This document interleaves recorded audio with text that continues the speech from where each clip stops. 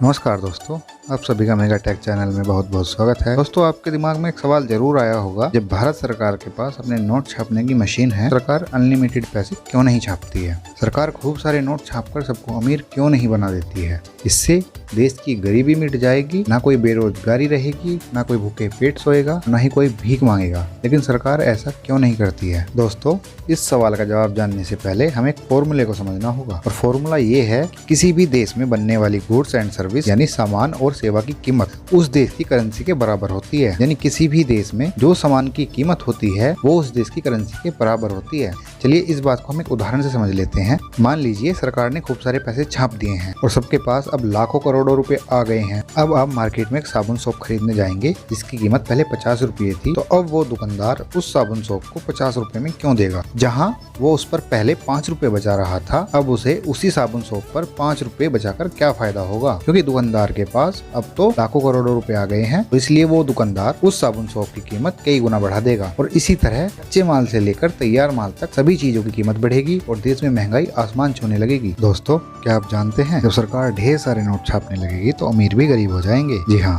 यह सत्य है। अर्थशास्त्री बताते हैं कि कोई भी देश अपनी मर्जी से नोट नहीं छाप सकता है। नोट छापने के लिए नियम कायदे कानून बने हैं। अगर देश में ढेर सारे नोट छपने लगे तो अचानक सभी लोगों के पास काफी ज्यादा पैसा आ जाएगा और उनकी आवश्यकताएं भी बढ़ जाएंगी। इससे महंगाई सातवें आसमान पर पहुंच जाएगी। दोस्तों, क्या आप जानते हैं, अगर सभी देश अपनी मर्जी से नोट छापे तो क्या होगा? चलिए हम बताते हैं। कुछ देश ऐसे हैं जिन्होंने नियम से ज्यादा नोट छापने की गलती की, इसकी सजा वो आज तक भुगत रहे हैं। दुनिया के सभी देश इस बात को अच्छी तरह से जानते हैं, लेकिन फिर भी इतिहास में 2 देशों ने ये गलती की है। पहला जर्मनी है और दूसरा है जिम्बाब्वे। पहले विश्व युद्ध के बाद जर्मनी की अर्थव्यवस्था चरमरा गई थी। जरूरत को पूरा करने के लिए जर्मनी ने कई देशों से कर्ज लिया था, लेकिन युद्ध में मिली हार से वह कर्ज चुकाने में असफल हो गया। युद्ध के बाद जर्मनी ने सोचा कि हम खूब सारा पैसा छाप कर अपने कर्ज उतार देंगे। फिर जर्मनी ने यही किया, उसने खूब सारा पैसा छाप दिया, जिसका नतीजा यह हुआ कि वहाँ की करेंसी की कोई वैल्यू नहीं रही और वहाँ की महंगाई आसमान छूने लगी। दोस्तों, कुछ सालों पहले साउथ अफ्रीकन देश जिम्बाब्वे ने भी यही गलती की थी। जिम्बाब्वे ने बहुत सारे नोट छाप दिए थे, जिसका नतीजा यह हुआ कि वहाँ की करेंसी का डिवैल्यूएशन हो गया, यानी करेंसी की कीमत कम हो गई और वहाँ के सामान की कीमत काफी हद तक बढ़ गई थी। इससे वहाँ के लोगों को ब्रेड और अंडे जैसी चीजें खरीदने के लिए भी बैग भरकर नोट देने पड़ते थे। दोस्तों, अब आप समझ गए होंगे कि जितने ज्यादा नोट छापेंगे उतनी ही ज्यादा महंगाई बढ़ेगी। ऐसा करने पर उस देश का आसमान छूता स्टॉक मार्केट भी जमीन पर आ गिरेगा। करेंसी जिसे हम यूज करते हैं उसकी कोई वैल्यू नहीं होती है, बल्कि उसके एक्सचेंज की वैल्यू होती है। जैसे कितने सामान के बदले आप उस नोट को दे सकते हैं। यही वजह है कि नोटों की छपाई हर चीज को ध्यान में रखकर की जाती है। आइए अब जानते हैं नोटों को छापने के नियम क्या हैं। किसी भी देश में कितने नोट छापने हैं, या उस देश की सरकार, सेंट्रल बैंक, जीडीपी, राजकोषीय घाटा और विकास दर के हिसाब से तय किया जाता है। हमारे देश में रिजर्व बैंक तय करती है कि कब और कितने नोट छापने हैं। दोस्तों, नोटों की छपाई मिनिमम रिजर्व सिस्टम के आधार पर तय की जाती है। यह प्रणाली भारत में 1957 से लागू है। इसके अनुसार आरबीआई को यह अधिकार है कि वह आरबीआई फंड में कम से कम 200 करोड़ रुपए मूल्य की संपत्ति अपने पास हर समय रखे। इतनी संपत्ति रखने के बाद आरबीआई सरकार की सहमति से जरूरत के हिसाब से नोट छाप सकती है। तो दोस्तों, हम उम्मीद करते हैं आपको इस विषय पर काफी जानकारी मिल गई होगी। आपको पता चल गया होगा कि सरकार खूब सारे नोट छापकर सबको अमीर क्यों नहीं बनाती है।